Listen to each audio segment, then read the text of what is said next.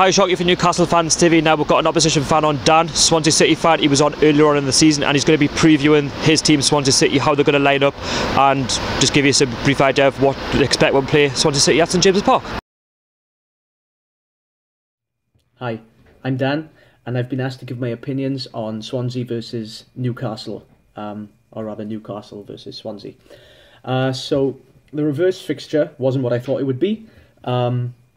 I was expecting us to give you a game and actually win as well. I even joked that Tammy Abraham would get a hat-trick. He didn't. He didn't get anything. We conceded a set-piece, which is brilliant. That's just like us. I mean, it wouldn't be Swansea if we didn't concede from a set-piece. Tammy had that really amazing chance where he rounded your keeper, but it got knocked off the line. I think it was his inexperience maybe that cost him that chance, because everyone else looked at that and thought, you just smash it, you smash it. And he didn't look up and didn't see the defender running back, and you guys deserved the win. That's the way it is. To be honest with you, our season hasn't really moved on from there. We're barely picking up points. We've been terrible all season. We've been awful. Even the games that we've won, we have been terrible. We just beat Watford 2-1, scored 2 goals in like the last 5 minutes. And even then it was a shocking performance. And we didn't deserve to win at all. But I'll take the 3 points, thank you very much. But we've had such a bad run that Clement, despite a couple of weeks prior, he had the backing of the board and they told him that in January they're going to give him money to sort out the mess that we're in right now. They sacked him. But in all honesty, I was happy that Clement got sacked. What he did the season before was nothing short of a miracle. And I will always be grateful for what he did then. But I don't know what happened. We went downhill fast. I mean, honestly, we were going into most games looking like we were trying to defend a 0-0 game from the off. Like we were trying to get a point out of every game.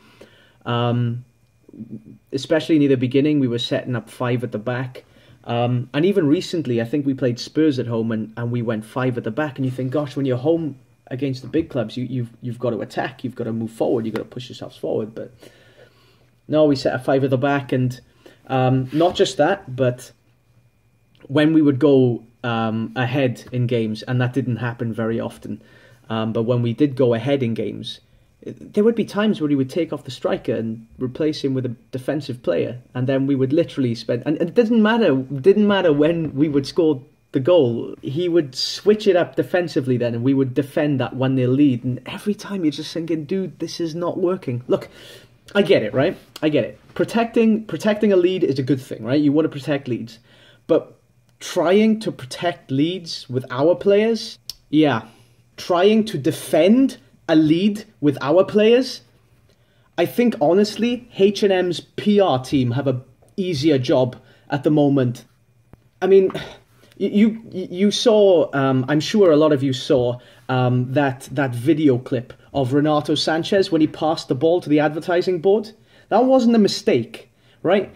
Renato Sanchez looks up when he's got the ball. He's the only one who wants to drive forward with the ball. So he's got the ball. He looks up. What does he see? Over there, he sees Tom, I'd rather pass the ball back to the goalkeeper than take a penalty. Carroll, waving his arms. I'm available over here. He looks over there, sees Sam Clucas, who looks like he was bullied in school and looks like he's still being bullied now, saying, I'm free, nobody's marking me. He's thinking, there's a reason, mate. There's a reason nobody's marking you. And then he looks over again and sees Kyle Norton bombing up the wing, pointing where he wants the ball. And he thinks, what am I doing? And that's why he passed the ball to the advertising board, because he thinks an advertising board could do a better job with the ball than some of our players could. True story. But this is where Clement's problems came in. He was afraid to attack. He was afraid to move forward. And again, when we got a lucky goal, he would just defend it. Now, we've got this new guy, Carlos Carvalhal. Already, he's setting the team up to attack. He's using wingers again. I mean, could argue whether it's a good or bad thing. Our wingers haven't been in the best form, but in all fairness, lately Nathan Dyer has been showing a bit of form, and Narsing actually got a goal, so maybe that'll do his confidence some good. And we actually had some shots on goal. We're actually shooting again. I mean, we played Tottenham recently, and we had 8 shots. 8 shots. That's, when Clement was in charge, that's like 2 months worth of shots, you know? That's a lot of shots. And we had that in one game. When we played Watford the week before, we had 4 shots on target, 4 off, I think, with 8 shots again. That was like 4 months of shots in 2 games. So a lot of Swansea fans getting excited right now, you know? At least right now, we're looking at moving forward and we're looking at being dangerous. I mean, if you had watched the Match of the Day highlights last week when we played Spurs, it wasn't very generous to us at all. But you ask any Swansea fan, and we did really well in that game, you know? We hit the bar, and we had some really good shots against them. And, you know, I mean, Tottenham deserved to win, there's no doubt about that. But we gave them a go, you know, and we are still playing crap. We still look awful, but there's a little bit of organisation to the chaos now. I'm feeling more positive than I was before. I like Carlos Carvajal. He's got a little bit of an obsession with fish. If you listen to some of the his recent press conferences, he keeps mentioning fish all the time. I have no idea why. He's a strange bloke. But hey, you know, if he keeps us up, he can be as strange as he wants. How will we set up? I think we'll set up as we have before. I think we'll have Mawson and Federico Fernandez in defence, Fabianski in goal. We'll have Kyle Norton at right back, Olsen at left back. I expect Klukas, Sanchez and Tom Carroll in midfield. Unfortunately, Leroy Fer had his red card rescinded, which means he might be in the team. You play the hand you're dealt, right? Unfortunately, we've been dealt a handful of jokers. And I expect us to have Narsing, Dyer, and either Tammy Abraham or Wilfred Bony up front then. We really, really need to win this game. The good thing is we have players like Sanchez, Wilfred Bony, Nathan Dyer. Maybe that's about it, actually. But these players are actually coming into a bit of form, which will hopefully help us. I'm really hoping that Tammy Abraham can turn a corner, because at the beginning, Tammy Abraham looked like he really had fire in his belly, but being surrounded by this apathy in the team and by this carelessness, I think it really got to him, because even he at the moment looks like he just can't be bothered. And I don't blame him. He's a 19-year-old, 20-year-old kid. You know, he's surrounded by professional football players who are older than him, more experienced than him, and they look like they don't give a shit, right?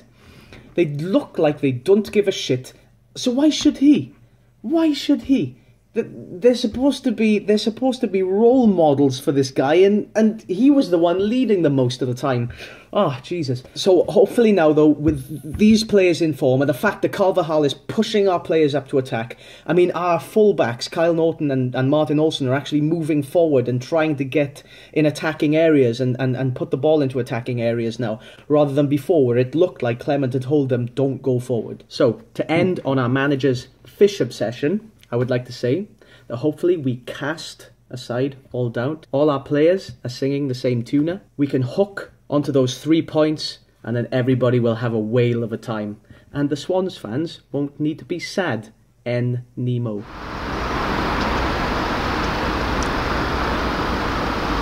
So that was Swansea City fan Dan. So how do you think we'll fare against Swansea at St James's Park this weekend? Do you let me know your thoughts? See you later.